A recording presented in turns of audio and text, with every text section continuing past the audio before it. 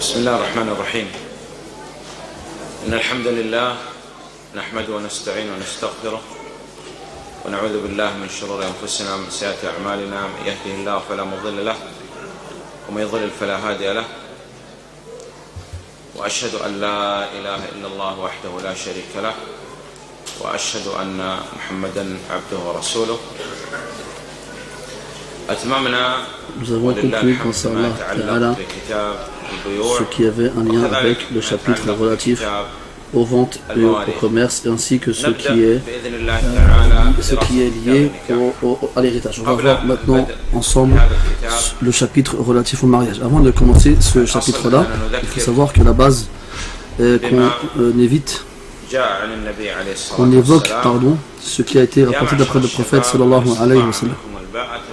Ce hadith dans lequel il conseille aux jeunes qui sont capables d'assumer un foyer, la responsabilité du mariage, ils se marient. Quant à celui qui ne peut pas, qu'est-ce qu'il fait?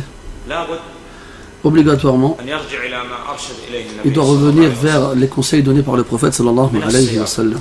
Déjà, premièrement, jeûner. Il jeûne. Avec le jeûne, en réduisant la nourriture et la boisson, donc il jeûne, il invoque Allah Ta'ala afin qu'il le préserve avec le halal, le licite, contre l'illicite.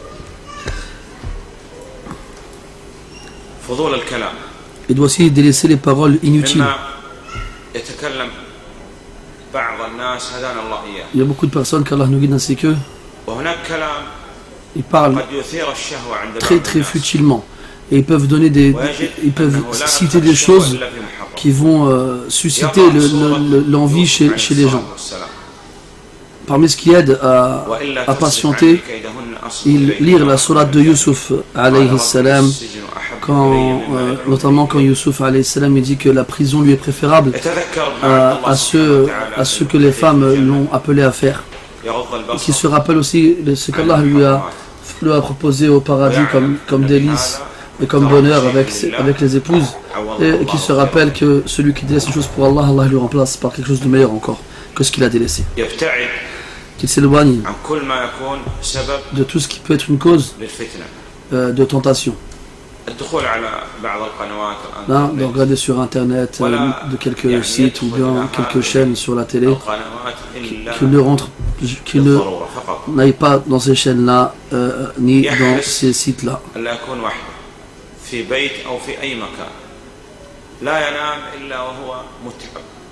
Il s'arrange pour ne pas être seul.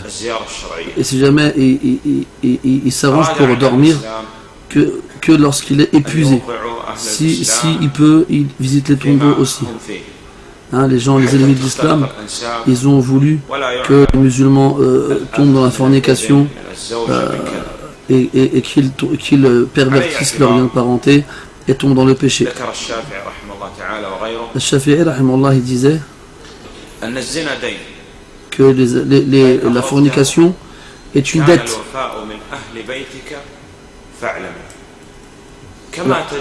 Si jamais tu ne rembourses pas ta dette, eh bien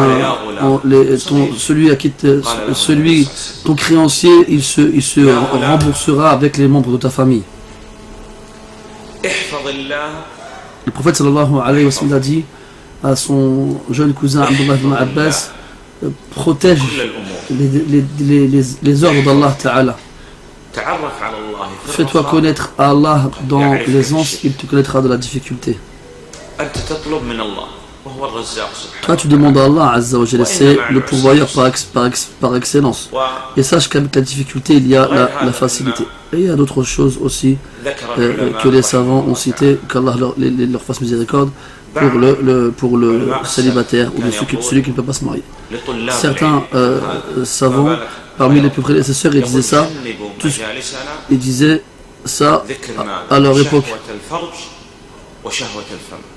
Ils disaient épargner dans nos assises nos jeunes, les jeunes parmi nous, avec de toute discussion en rapport avec le sexe ou en rapport avec la bouche. Donc celui qui peut se marier, il se marie. Quant à celui qui est déjà marié,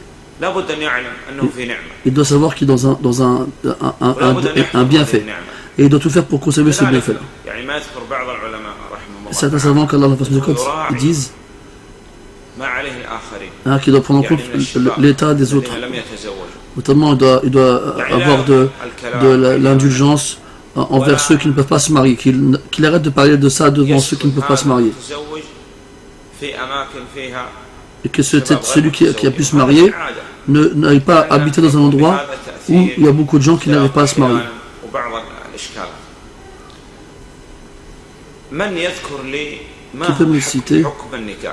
Qui peut me citer quel est le jugement du mariage?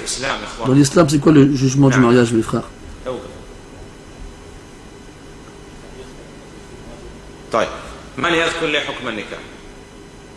Qui m'évoque le jugement du mariage?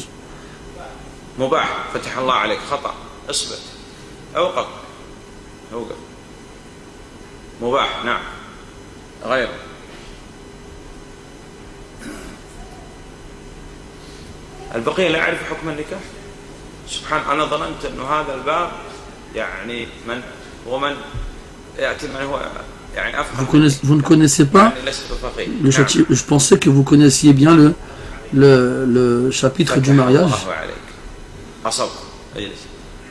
Je pensais même que vous le connaîtriez mieux que moi. Sachez que le mariage est soumis aux 5 jugements d'ordre légal. C'est-à-dire que chez certains, le mariage il est obligatoire. Il a une capacité de se marier, physique et financière, et il a peur de tomber dans la fornication. Pour lui, c'est obligatoire de se marier. C'est recommandé pour celui qui peut se marier, qui a les capacités physiques et financières, mais il ne craint pas de tomber dans la fornication. C'est toléré, c'est-à-dire ni obligatoire ni recommandé, pour celui qui n'a pas besoin de se marier. C'est détestable pour celui qui ne va pas faire ses obligations en tant que mari. Et dans certaines personnes, le mariage il est carrément interdit. Comme quelqu'un par exemple, quelqu'un qui est malade, qui ne peut pas se marier physiquement, qui n'a pas les capacités de se marier physiquement, ou bien certaines personnes par exemple qui jouent avec la loi d'Allah Ta'ala ou autre. Le prophète a dit qu'on épouse une femme pour quatre raisons.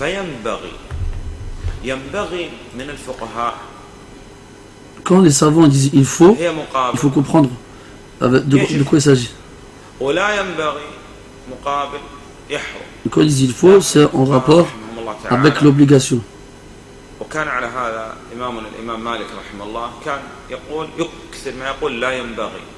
L'imam Malik dit très souvent il ne faut pas que. Et il disait beaucoup cette parole-là de peur de dire le mot interdit. Parce qu'ils avaient peur d'employer ces mots-là, parce que dans le Coran, Allah Ta'ala, il met en garde et il menace les gens qui emploient le mot interdit pour ceux qui ne l'est pas. Dans les salafs, ils avaient peur d'employer ces mots-là, ils préféraient dire des synonymes.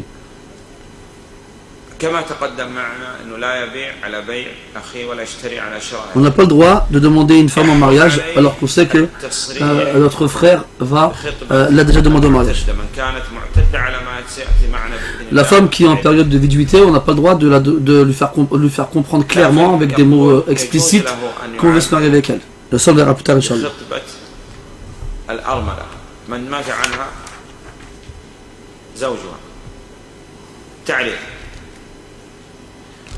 On a le droit de faire comprendre implicitement à la veuve qu'on est intéressé par elle pendant sa période de deuil.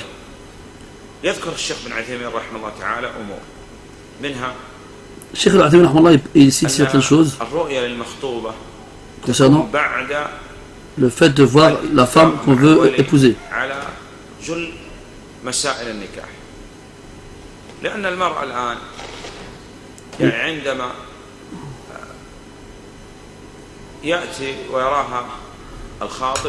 Et il dit, Cheikh Rahimahullah, qu'il faut la voir seulement après avoir discuté des affaires liées au mariage.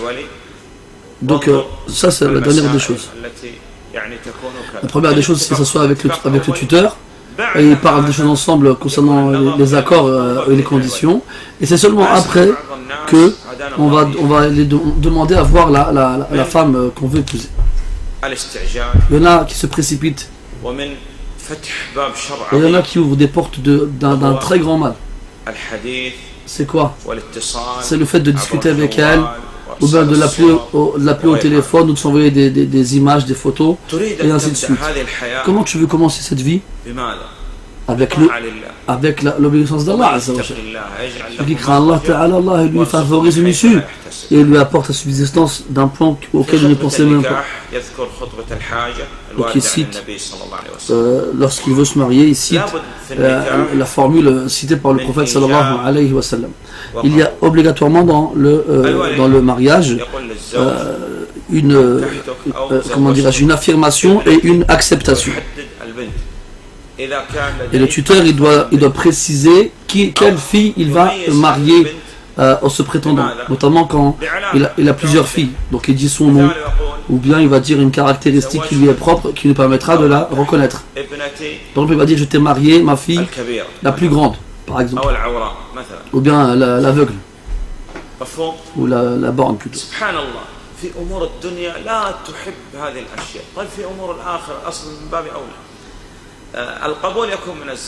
Donc l'acceptation se fait de la part de l'auteur, du prétendant. Il dit: j'ai accepté.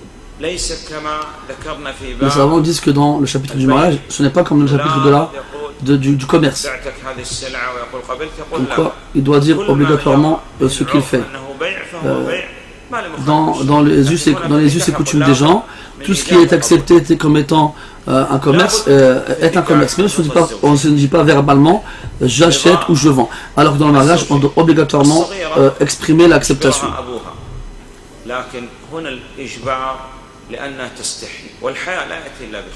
Et là, quant à la femme, elle exprime son consentement par le silence, par pudeur.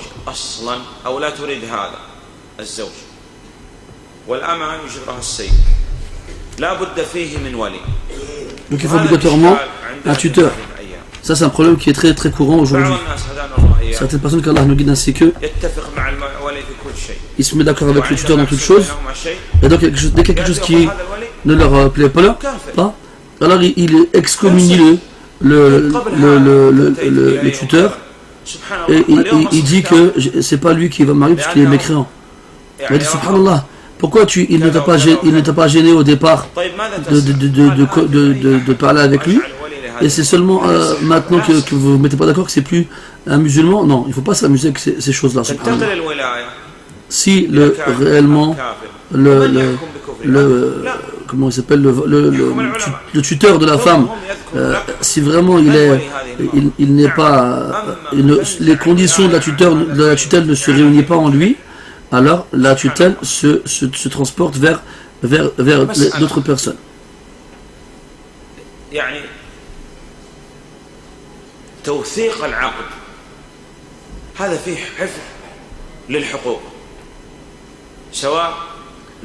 Le fait de faire un acte de mariage écrit apporte une sécurité et une officialité au mariage.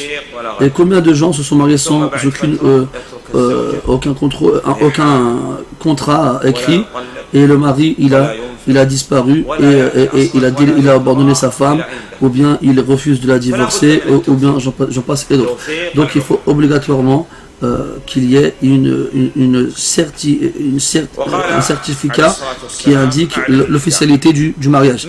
Et le prophète sallallahu alayhi wa sallam annonçait le mariage, et parmi la façon d'annoncer le mariage, qu'il y ait obligatoirement des témoins. Donc il faut obligatoirement dans le mariage le consentement des deux parties, de l'homme et de la femme, et il faut aussi la présence et l'accord du tuteur de la femme, et il faut qu'il y ait des témoins. Et on verra après, Inch'Allah ta'ala, tout ce qui concerne la dot, qui est aussi une condition du mariage. Aussi, il faut que les deux maris, les deux époux, soient exempts des défauts qui vont rendre l'acte de mariage nul. On va voir après aussi maintenant les femmes qui nous sont interdites au mariage. Et elles sont de deux catégories. Elles sont de deux catégories. Celles qui sont interdites à jamais et celles qui sont interdites temporairement. Donc celles qui sont interdites à jamais, quelles sont-elles? Elles sont 7 dans la famille. La mère et la grand-mère maternelle et la grand-mère paternelle et l'arrière-grand-mère maternelle et l'arrière-grand-mère paternelle et ainsi de suite, en s'élevant dans le degré.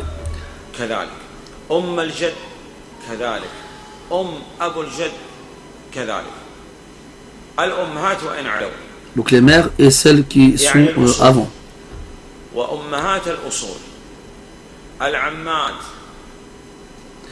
On a aussi les tantes paternelles et les tantes du père et les tantes du grand-père.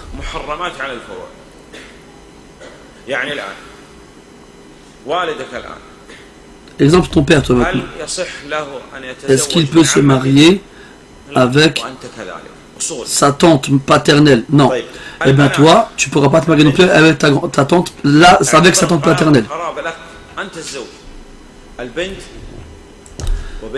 Tu ne peux pas non plus te marier avec ta fille, ni la fille de ton fils, ou de ta fille, et ni la fille de ton ni la fille de la fille de ton fils, et ainsi de suite. Donc tout ce qui monte du père et de la mère est ce qu'il y a au-dessus, et tout ce qui descend de la fille est ce qu'il y a en dessous. Après on a aussi toutes les sœurs, que ce soit la sœur qu'on a de ses deux parents, la sœur qu'on a de son père ou la sœur qu'on a de sa mère. Et les filles de toutes nos sœurs, donc les filles de mes sœurs germaines et les filles de mes sœurs consanguines, du père ou de la mère. Ainsi que les filles de mes frères, quels qu'ils soient, les frères de mon père et de ma mère, les frères par mon père et ma mère, les frères par mon père et les frères par ma mère. On a aussi les tantes paternelles et les tantes maternelles, ainsi que les degrés supérieurs, c'est-à-dire les arrière-grandes-tantes, les grandes-tantes et ainsi de suite. Et on en a 7 qui nous sont interdites par là, par l'allaitement.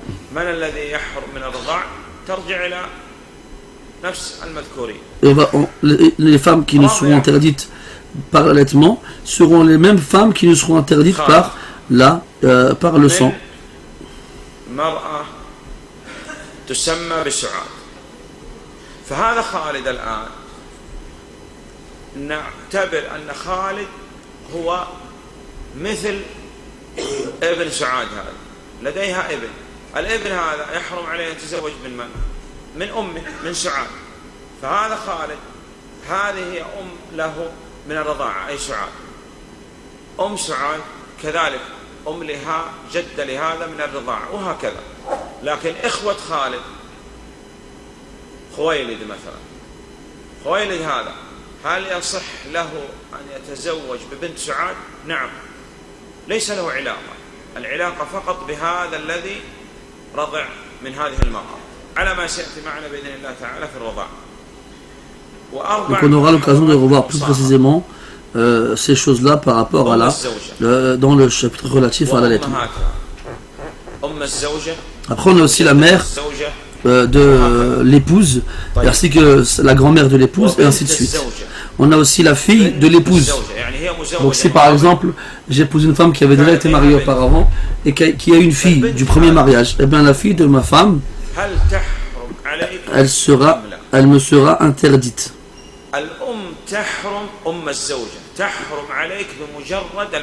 Déjà ta belle-mère, la mère de ta femme, elle te devient interdite seulement en contractant le mariage, rien qu'en se mariant, sans avoir consommé le mariage. Alors que la fille de ta femme, elle te devient interdite lorsque le mariage a été consommé avec sa mère.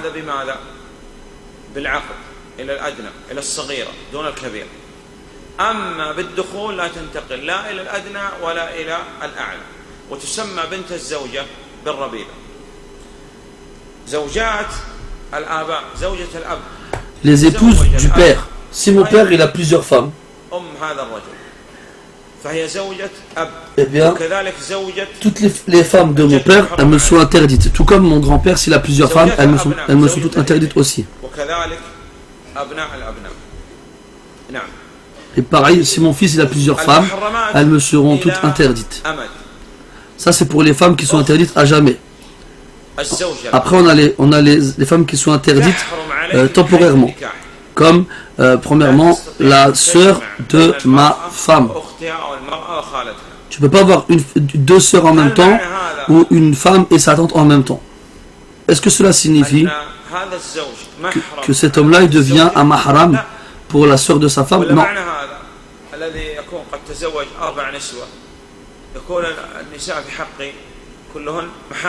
Ça voudrait dire que celui qui a 4 femmes, eh bien, il y aurait énormément de femmes autour de lui qui lui seraient interdites au mariage. Si on compte toutes les sœurs de toutes ces femmes. Non. Dans le hadith, un homme il a demandé au prophète sallallahu alayhi wa sallam est-ce qu'il a le droit de rentrer chez la femme de son frère? Le prophète lui a dit non. Il a dit c'est pire que la mort de faire ça. Donc il est interdit pour un homme d'avoir deux sœurs en tant qu'épouse ou encore une femme et sa tante. Que ce soit sa tante maternelle ou paternelle. Un homme libre il a le droit d'avoir 4 femmes. Et un homme esclave il ne peut pas en avoir plus de 2. Quant au fait d'avoir des esclaves, il peut en avoir autant qu'il veut. Par les conditions établies par les savants dans les livres de jurisprudence. On a dit précédemment, dans les interdictions liées à la sacralité pour le pèlerinage,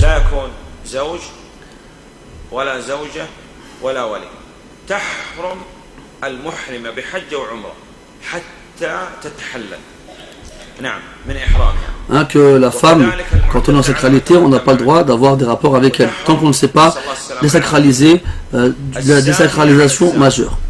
Il est aussi interdit pour le fornicateur de se marier avec la fornicatrice, avec laquelle il a forniqué. Le fornicateur, comme Allah dit dans le Coran, n'épouse qu'une fornicatrice. Les savants disent que ça veut dire quoi? Ça veut dire que le mari, s'il fornique, et la femme elle sait cela, soit elle accepte ou elle reconnaît l'interdiction de la fornication, mais elle n'interdit pas à son mari, donc elle a le même péché que lui dans la fornication. Ou bien c'est une associatrice parce qu'elle a renié une chose qui est connue obligatoirement dans l'islam, c'est-à-dire l'interdiction de la fornication. Et c'est la même chose dans le cas où l'homme sait que sa femme est fornique et il ne lui dit rien. Si il ne lui dit rien alors qu'il sait que c'est interdit et ne renie pas cela, alors il est comme elle dans le péché, c'est comme si c'était un fornicateur. Et dans le cas où il ne renie pas le caractère, il renie le caractère interdit de la fornication, il aura certes fait de l'association à l'ayad billah. Il est aussi interdit, parmi les femmes qui sont interdites aussi, c'est la femme qu'on a divorcée 3 fois. Cette femme-là nous est interdite tant qu'elle ne s'est pas remariée et qu'elle n'a pas divorcé à nouveau.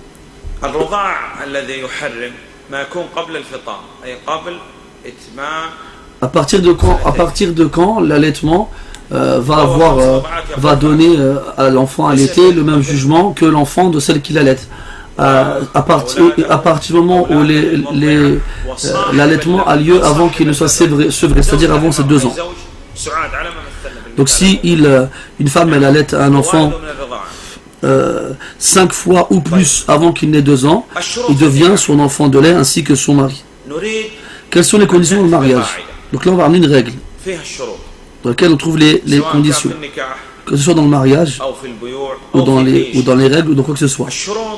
Les conditions dans n'importe quel contrat de mariage, un contrat de vente, une location, quel qu'il soit, comme contrat, tu dois dire les conditions dans tous les contrats se divisent en 2 catégories. Une condition obligatoire et une condition supplémentaire.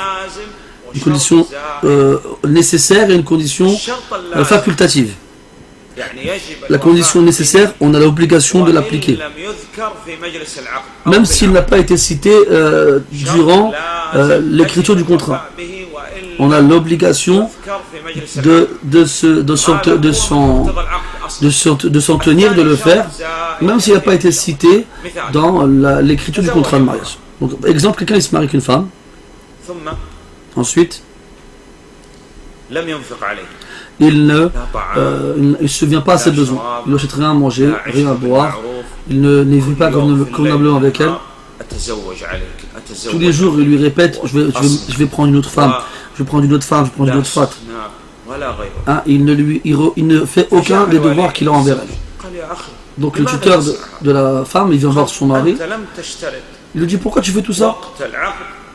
Alors le mari répond quand le jour du mariage, tu n'as pas mis comme condition dans le contrat que je dois faire tout cela. Alors subhanallah, tu as compris, ça c'est inclus dans le contrat, ça. Il est obligatoire de s'en tenir, même si ce n'est pas cité dans l'écriture de l'acte. Ça c'est quelque chose de connu. Pas besoin de le citer dans le contrat de mariage, la subvention aux besoins, ou bien vivre convenablement avec eux, ainsi de suite.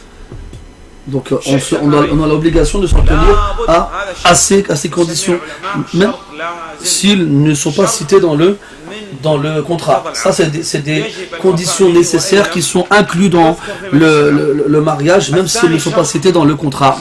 Après on a des conditions supplémentaires. Ça on regarde. Si cette condition-là vient est conforme à ce qui est licite ou à ce qui est illicite, elle ne va pas changer ces deux choses-là. Cette condition, si elle est citée durant l'écriture du mariage, on a l'obligation de s'en tenir et de l'appliquer. Exemple, un homme qui vient se marier et le tuteur il met comme condition au mari l'obligation de faire certaines choses pour sa femme. Par exemple, de la laisser finir ses études, de lui donner un logement dans tel endroit, dans lequel il y aurait 5 pièces et une Porsche, et que tu fasses pour elle, plutôt que tu lui donnes telle et telle somme d'argent pour la dot. Ça, c'est des conditions supplémentaires à la base, qui est obligatoire. Est-ce qu'il a changé les réalités législatives, c'est-à-dire est-ce qu'il a interdit quelque chose d'autorisé ou autorisé une chose d'interdite? Non plus. Donc, s'il accepte de s'en tenir à ces conditions, il aura l'obligation de les appliquer.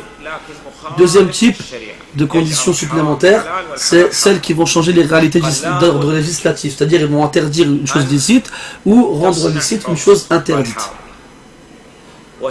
Par exemple, on lui dit, tu fais un mariage, tu fais une fête dans laquelle tu vas ramener de l'alcool, de la musique, des cigarettes, et on fera comme ci et comme ça et comme ci et comme ça. Qu'est-ce qu'il doit dire? Qu'est-ce qu'il dit? Il dit d'accord, il n'y a pas de problème, réjouis-toi. Et on écrit, vas-y, écris.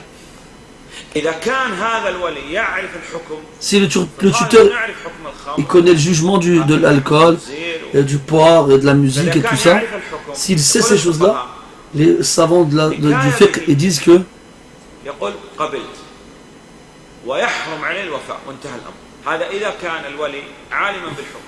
وإذا كان جاهل بالحكم يقول هذا حرام قال نعرف أنه حرام تصنع أو لا يقول أصنع ويحرم الوفاء بهذا الشرط الدليل ما الدليل على هذه المسألة Dans tous les cas, il est interdit strictement de mettre en pratique ces conditions qui viennent demander de faire des choses interdites par la loi d'Allah Azza wa Jal, ou qui interdisent des choses qu'Allah Ta'ala il a légiférées.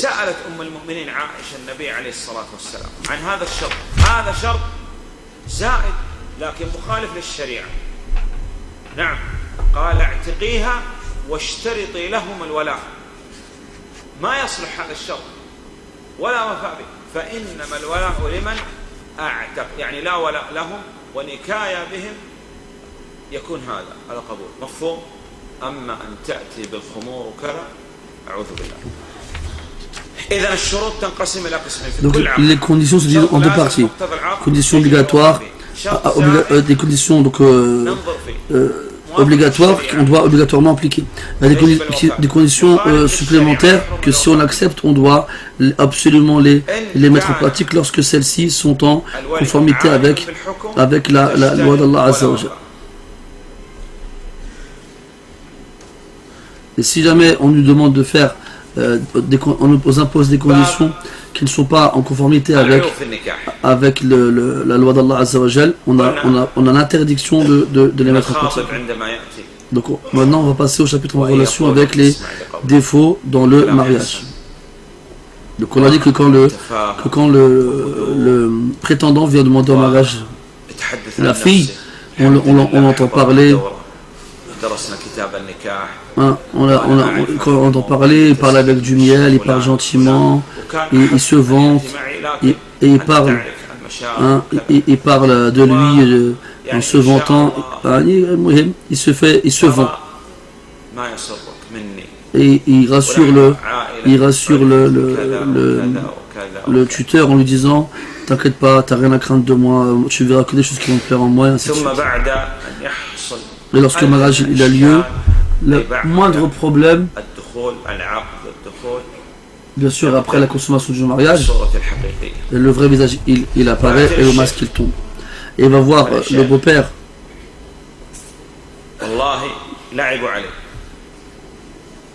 Ou bien plutôt il va voir un shir dans une mosquée et il va lui dire, ouais, ils se sont moqués de moi et en plus de ça elle a des défauts. Donc il faut qu'on voit c'est quoi les défauts. Donc là, c'est ce qu'on va voir dans ce chapitre-là. Il y a des gens qui voient que certaines choses sont des défauts alors que ce n'est pas en vrai. Par exemple, il va voir le cheikh et lui dit: écoute, qu'Allah nous préserve. Elle a des tout petits yeux. Ça c'est pas un défaut dans le mariage. Ça n'a rien à voir.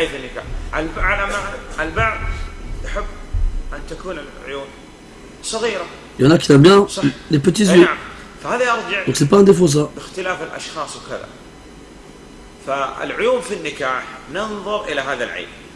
Donc on va voir quels sont les défaux, si vraiment ils sont à prendre en compte. Par exemple la longueur des cheveux ou bien le contraire. Ce n'est pas un défaut.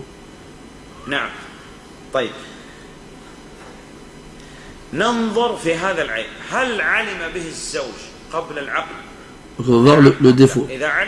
Si le mari connaissait la présence de ce défaut avant le mariage, il n'a pas le droit de se plaindre de la présence de ce défaut-là. Il est obligatoire pour le tuteur, s'il connaît ce défaut, il a l'obligation de le citer. Mais bien sûr, il faut que ce soit un défaut réel. Parce que si elle est enrhumée, c'est pas grave. Maintenant, si elle a une maladie incurable, ça c'est vraiment un défaut.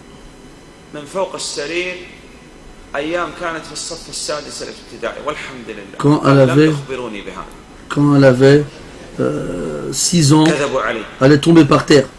Et ils ne me l'ont pas dit. Ils me menti. Et je vais me venger.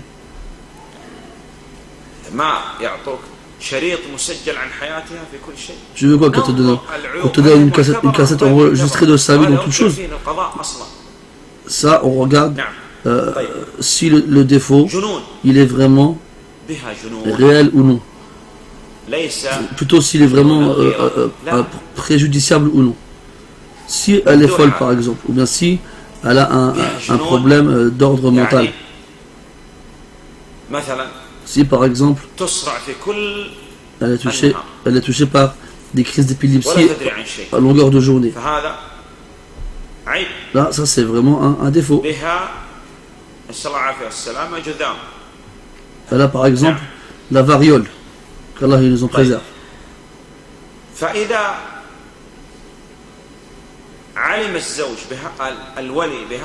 Si le tuteur est au courant de ça, il a l'obligation d'informer le prétendant de cela. Mais si par contre il l'ignorait et que ce défaut n'est apparu qu'après le mariage et parce qu'elle a caché à tout le monde, donc là le mari doit s'en prendre à celui qui lui a caché le défaut. Si celui qui a caché le défaut c'est le tuteur, alors c'est vers le tuteur qu'on se rendra. S'il ne savait pas, on revient donc vers la femme. Et bien sûr, ça c'est le juge qui estime cela. Pourquoi on parle toujours dans les femmes et pas dans les hommes? Subhanallah. Le prophète sallallahu alayhi wa sallam, il a dit quoi? Qu'un croyant ne déteste pas une croyante. Si un comportement à elle ne lui conviendra pas, un autre lui conviendra, Inch'Allah. Toi tu veux un compagnon qui n'a pas de défaut. Est-ce que tu as déjà vu un feu brûlé sans fumée? Ce jugement-là, Ibn Sa'di a dit qu'on retourne au juge. Donc si quelque chose ne te plaît pas chez ta femme, n'en fais pas une priorité et n'oublie pas que toi aussi tu as des défauts. Alors pense aux qualités de ta femme et ça te fera oublier ses défauts. Des fois ils sortent des choses, les gens, c'est la honte en vrai d'en parler. Comme celui qui se plaint du fait que sa femme ne lui a pas fait la cuisine un tel jour. Un jour, il est rentré chez ses femmes, il a dit, est-ce qu'il y a quelque chose à manger?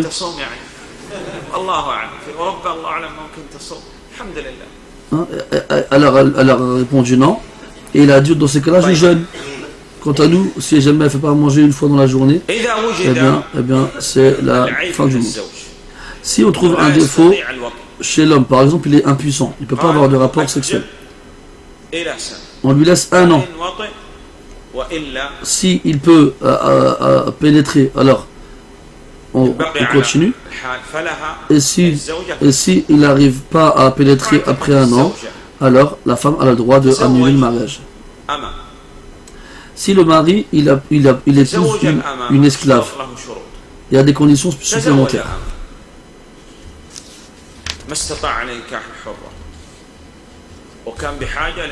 Donc il ne pouvait pas épouser une femme libre, alors il a épousé une femme comment ça s'appelle, esclave. Et qu'après cela, elle a été affranchie là, l'esclave. Et bien elle a le choix de rester avec lui ou de demander l'annulation du mariage.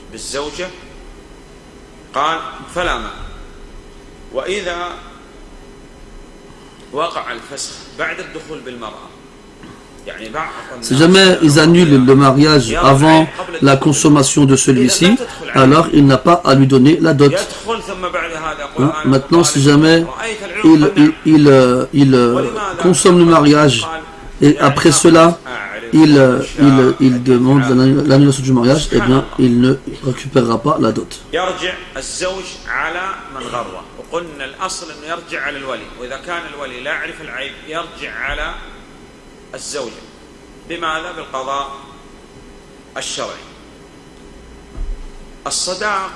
On passe maintenant à la dot, c'est ce qui est donné par le mari à l'épouse et pas à son tuteur. Et ça fait partie des droits de la femme. Et il est demandé à ce que cette dot-là soit allégée. Et ça c'est ça ne veut pas dire annuler. Il y a des gens qui refusent des dots et qui disent non. Ibn Taymiyyah rahmallah, il a dit, il voyait plutôt que la femme obligatoirement on doit donner quelque chose. Parce que là, elle va donner au mari ce qu'elle possède de plus cher.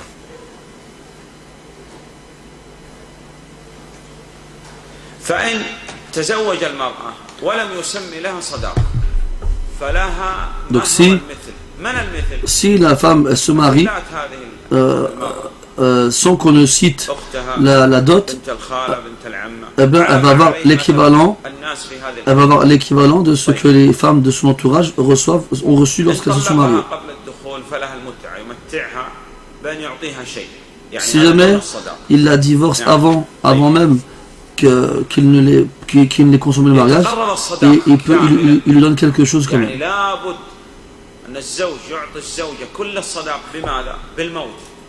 Et il faut obligatoirement que le mari donne la dot entièrement avant qu'elle ne meure.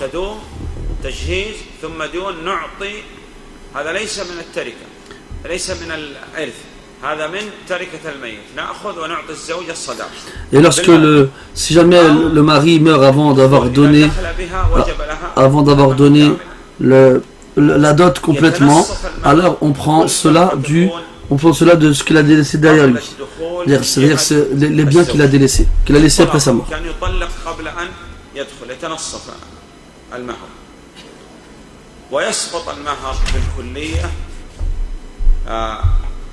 إذا كان الفراق من قبل الزوجة نعم أو بالفسخ إذا كان لعيب وقلنا يرجع بالصداق على من غره ينبغي يقول لمن طلق زوجته أن يمتعها.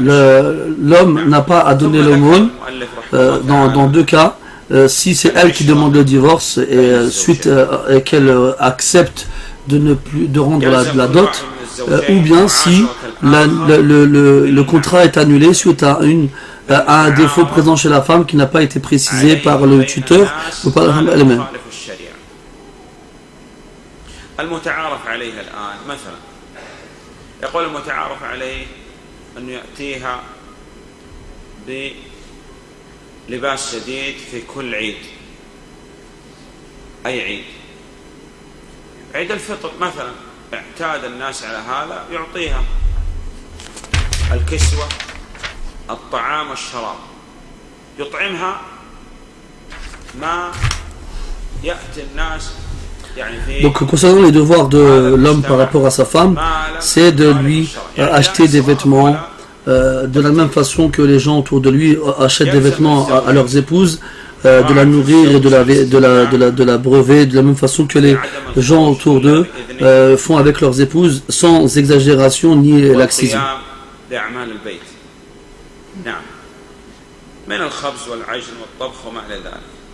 Il ne doit pas lui faire du tort, il doit vivre convenablement avec elle et il doit lui acheter des vêtements qui lui plaisent, et ainsi de suite.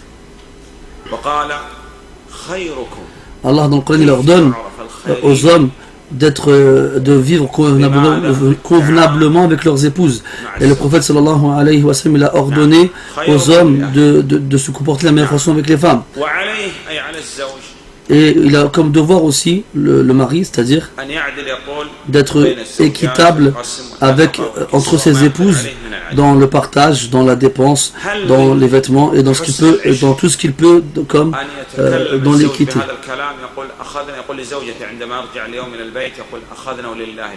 Est-ce que c'est une bonne chose quand un homme il rentre chez lui après qu'il ait fait un cours avec son savant, avec son shir, et il vient voir sa femme et lui parle de la polygamie, il lui dit on a pris ça on a pris telle chose dans le livre et il fait exprès. Là ça va la mettre en colère. Alors ça va pas être une façon de vivre convenablement avec elle. Un élève un jour il est venu voir le shir après qu'ils aient vu que le fait de détester une chose qu'Allah il a légiféré, ça le fait sortir de l'islam. Alors il y a un élève, il est venu le voir, il a dit que sa femme a détesté la polygamie. Alors c'est quoi son jugement?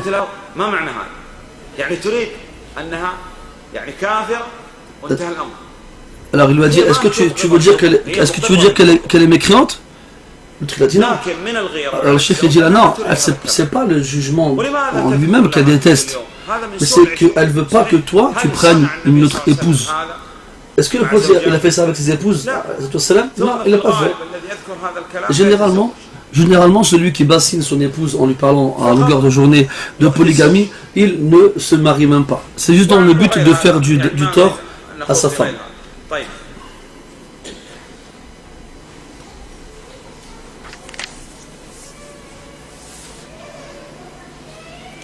فإن وقع بينهما شيء لابد قلنا من العلاج الشرعي وهذا ما يكثر.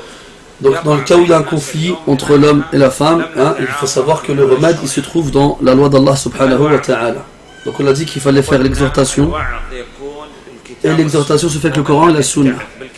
Et celui à qui le Coran et la Sunna ne suffit pas, rien ne pourra l'exhorter. Après cela, il y a l'exil, c'est-à-dire qu'il s'éloigne d'elle. Et ça se fait soit avec la langue, en s'abstenant de lui parler, une durée de 3 jours. Et après 3 jours, il lui dit Assalamu alaikum wa rahmatullah.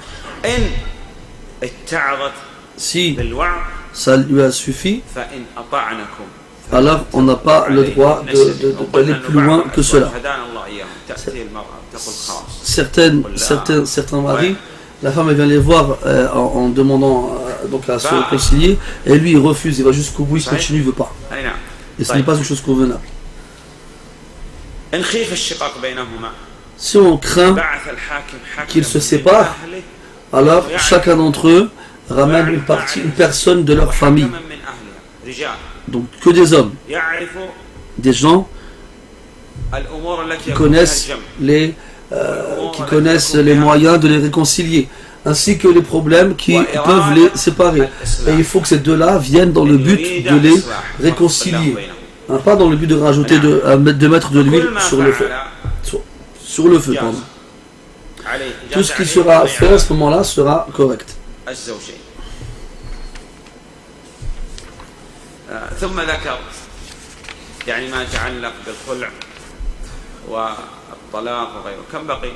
Après, il reste à voir ce qui concerne le divorce et ce qui tourne autour de cela. Et on va s'arrêter là pour maintenant. On finira après l'Isha, Inch'Allah.